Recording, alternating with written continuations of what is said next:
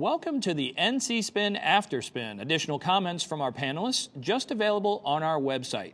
Question to all, what do you wish that you had said on this week's show but didn't get a chance to? Brad? Well, I think there were a lot of eyebrows lifted in Raleigh on Thursday when the news came out that the State Employees Association's endorsing Dale Falwell for state treasurer. I think it was interesting with Dan Blue III winning the Democratic nomination.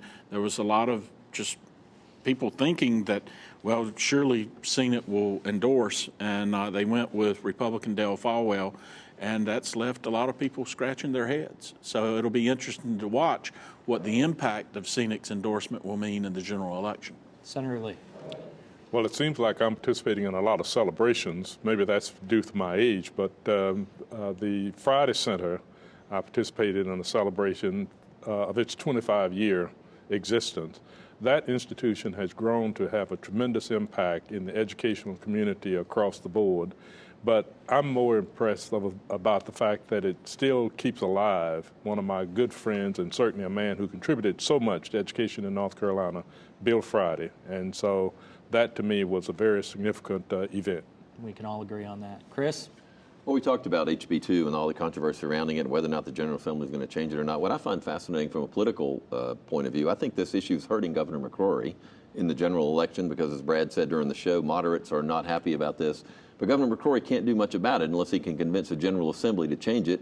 The legislative leadership isn't that interested in changing it. They don't have to worry about their districts for the most part. They're going to keep control of the House and the Senate.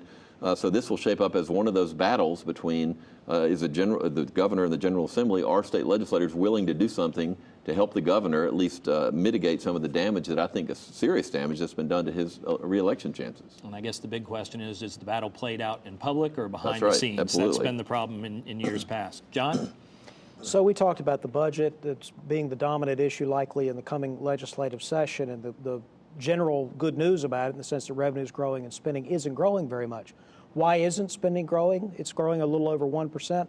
That's because Medicaid has come in below expectations. Public school enrollment, community college enrollment, and university enrollment all below expectations. We're talking about hundreds of millions of dollars of spending that was anticipated but did not occur.